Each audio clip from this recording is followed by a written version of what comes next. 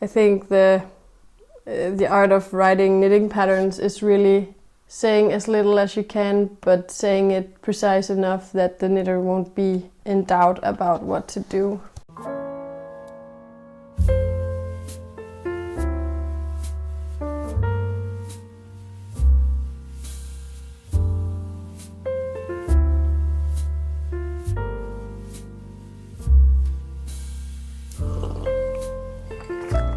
Hi, welcome to Loop Tales. I'm Sissel.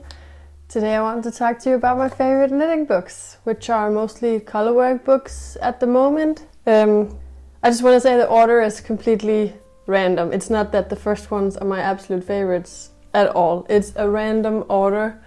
So the first one is by Ventrillon, Knitting from Føroysk. It's obviously a book with Føroysk knitting patterns, and what I really like about this book are the colors and the combination of patterns, which I find are a bit different than other like more traditional Føroysk knitting books or knitting patterns. And then another great thing is that she has a good amount of smaller garments like beanies, which are called keps in the Føroysk. I've knitted the ski hat 3 times now and gifted. Great little gift. There's also a neck warmer, and there are even like, what do you call those? Hand warmers. Yeah. And then at some point I want to knit the fisherman's jumper. It has these nice buttons on the shoulder. Just looks really good. Even though there's like a man modeling it, I think that's just... I would just size down or like find the size that would fit me. Don't really care in general if sweaters are for men or women. Yeah, really great book. I also want to recommend this to people who are beginners in Føroysk knitting or colorwork, threaded colorwork knitting, because I feel like the small projects are really beautiful as well and inspiring, so you don't, or I didn't get stuck in a project. It was really fun to do because it was so pretty. And then the next book I want to recommend is Carina Olsson's Føroysk knitting. She is Swedish. This book is also, this one is in Danish. It's also been translated to English. This book I think is really unique. I've never seen anything like this book. Like, I haven't seen all the knitting books in the world, but I've seen a few knitting books, and this one is just different because she's shown how, like, the recommended colors for the patterns come from her taking photos in nature and then finding colors that replicate that photo, kind of. And that just gives these really beautiful color combinations. So that is really unique. And I think also she explains it really well, that you might be able to even go out and do that yourself, like go out and take a photo and then find yarns that fit. Only thing that can be a bit tricky with Føroysk, what I found at least, is that you have to have the right contrast between the yarns, otherwise it won't work. The pattern will get washed out or the contrast will be too stark, so the pattern ends up looking quite different from, it can look quite different from what one thought it would look. And then there are obviously patterns in this book, and they're both smaller patterns like gloves, but also bigger patterns like sweaters. Really beautiful cardigan. There's a children's sweater in here that's really beautiful. And then she has a part in the back about the history of Føroysk knitting, which is, if you're interested in reading about that, that's really cool, and also she there's a little pattern dictionary, and she has a photo of 6 different people knitting the same pattern where they pick out the colors themselves, which I just think it just goes to show that, for one, how personal knitting is, and that 6 people who knit the same thing, where they pick the colors themselves, they'll never end up looking the same. Really great book, really beautiful and really unique. I think she has done another book as well, which I think it's just called More Færøske Knitting or something like that. I really hope it gets translated. Yeah, otherwise Swedish is not that far from Danish. But anyway, a bit of a different subject is this book called Uld.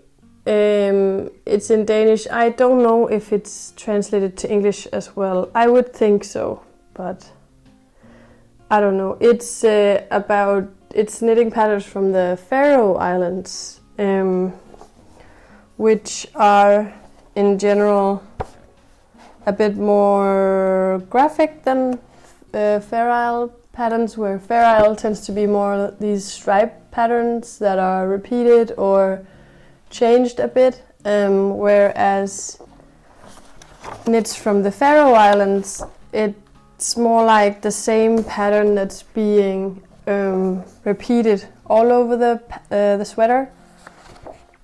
And there are some really beautiful ones. The author of this book is Navia, which is a faroese yarn manufacturer.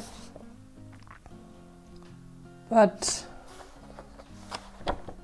if anyone's felt pure Faroese wool, if you know, it's super scratchy. It's the most scratchy yarn I've ever felt, and I think Navia they do sell pure Faroese wool, but most of their yarns are a mix of other wools like merino and Shetland wool and such. Really cool book, many different patterns and great photos. I bought this book quite recent, so I haven't knitted any of the patterns yet, but I'm really looking forward to it. Maybe next year, I guess. The next one is actually from the same, it's also from Navia. It's a kids pattern called Traditional Sweater Boy. It's this one that I made a few months back. I don't know where it is. I just made it a vest instead. But yeah, cute pattern, well explained. Short. I appreciate a short pattern, well explained. I think the art of writing knitting patterns is really saying as little as you can, but saying it precise enough that the knitter won't be in doubt about what to do. Yeah. The next one is also Faroese. It is just a dictionary of Faroese knitting charts that have been used through times, and they're divided into which ones that were mostly used for fishermen and which that were used for the women and underwear. And yeah, it's a short book but quite cool. I know that it's in Faroese, which I can't read, But I think the person in the bookstore told me that a guy decided, because all the knitting patterns or the charts, they were disappearing because they started getting, like traditional knitting started getting out of fashion in the beginning of the 20th century. And so a guy went around and wrote down all these charts and put them together in a book so that they wouldn't be lost. Yeah, cool book. And if you ever go to the Faroe Islands, I can really recommend. There's a bookstore in the middle of Tórshavn that has a really great selection of knitting books, and their library have a great selection of knitting books as well for a rainy day or such. On a completely different matter is this book by Dalgaard, or Laura Dalgaard, I guess, en samling strik, or a collection of knitting, which is, I've only knitted one of the patterns in the book, which are mostly color work on big needles, so like 6, 7, 8, 9 millimeter. I knitted the Aura sweater, which is a cable knit. Looks like this. Her photos are, I feel like her aesthetics in general are just different from very different from other designers. She has these, yeah, as I said, color work patterns with like writing. I think there's one called the Planet sweater that has these like writing across it. I think it's quite, anyway, really cool book, and she has some great explanations as well. I don't know if it's been translated to English though, but if it has, I can really recommend it. What I look for in a knitting book, other than great patterns, obviously, is also if there's like other like knowledge regarding putting colors together, or how to pick yarns, or if I don't know, some sort of knowledge that makes me know even more about knitting. And she has that in the beginning of the book, also about what inspires her and how she puts colors together, knowing what colors contrast each other. And yeah, like I had no idea that some colors, when they're put together with other colors, they keep being seen by the eye as the same color. But then other colors, when they are put next to a different color, they will be experienced as having a different color. Yeah, quite interesting, really nice book. And then the last few books I want to talk about are the Marianne Isager ones. I am still knitting my way through this book. I probably will be doing that for quite a while. If you want a really thorough explanation of this book, I have it in the previous video that I did. Great patterns, great explanation. The first half of the book is just the author, Marianne Isager, talking about her life and where she was.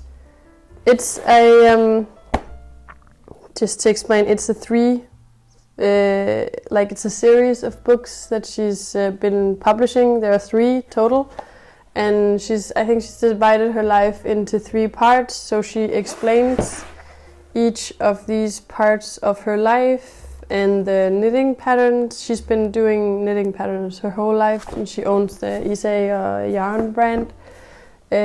So she explains where she was in her life at certain points, and what patterns she did and what inspired her. And then the other half of the book is interpretations of patterns that she did back then, and then new written patterns for them. So the structure of the books are all the same, but this third volume is about Japan, which I haven't gone to Japan yet. I really want to go at some point, but I don't know, I feel like it's fun to read about like her life and her take on knitting patterns or writing knitting patterns, but also she has the patterns are just so different. It's not the same sweater repeated with just a different neckline or different sleeves or different, I don't know, it's actually really different sweaters. I don't mind the other thing either, like that's fine, but for books I think that's really nice when patterns are very different. Yeah, anyway, really want to recommend these, and the photos are also really beautiful, and they are hardback, and yeah, really great books. Just gonna have a sip of my tea.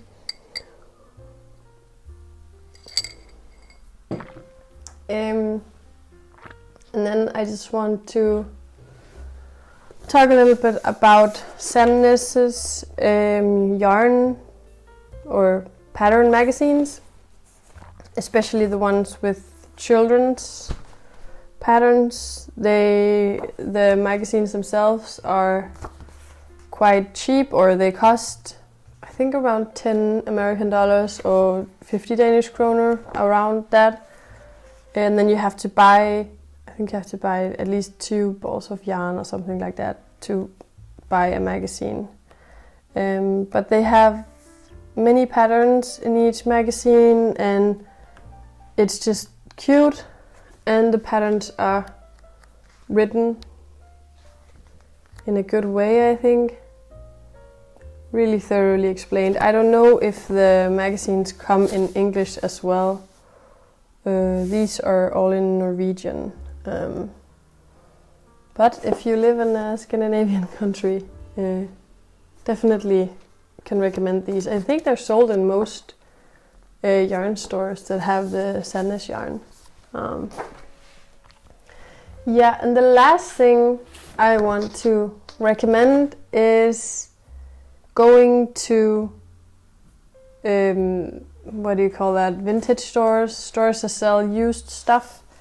They always have a book section, and then I usually go and see if they have any knitting magazines or old knitting books, just because it's really fun to flick through old patterns, and sometimes I've found a different way of doing ribbing or cool charts or whatever, and it's fun to see how thorough the patterns were back then, like a lot of detailing.